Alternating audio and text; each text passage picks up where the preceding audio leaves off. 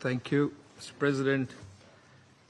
I am obliged to take the floor to respond to some comments.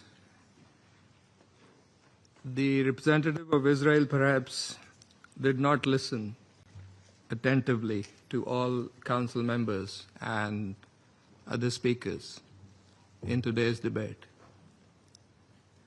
And in our view, it is unacceptable, indeed ludicrous, for an aggressor, an occupier, a serial violator of UN Charter and international law, that is Israel, to abuse this chamber and disrespect the sanctity of this council. And this is not the first time. And by pointing fingers on others, baseless assertions primarily aimed at masking its own illegal actions and violations of international law.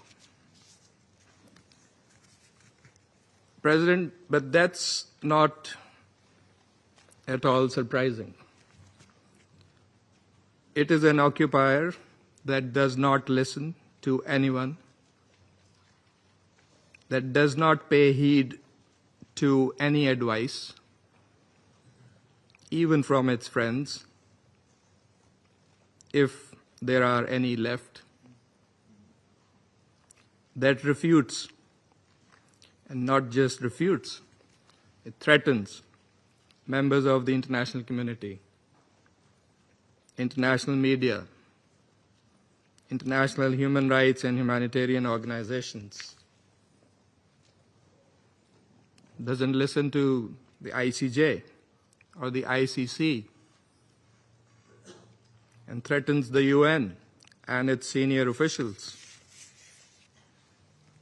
And it does that with impunity, shielded by its apologists who time and again acquiesce in its illegal actions and defiance of the international community.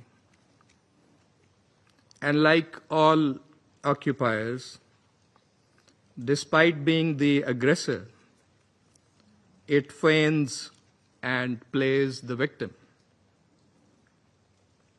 But today it is totally exposed. President, this Council has spent decades discussing the situation in the Middle East and the Palestinian question. Meeting after meeting, we devote hours to this agenda.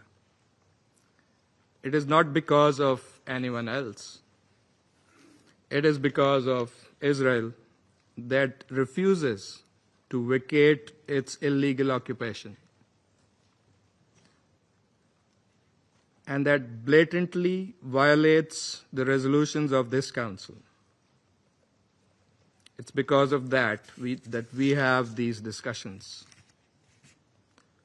Israel also chose to refer to an unrelated incident and make misleading remarks regarding Pakistan in an effort to justify its own illegal actions and violations of international law. Pakistan's position on that incident has been clearly stated and is publicly available. The international community is well aware of Pakistan's frontline role and sacrifices in the international community's fight against terrorism.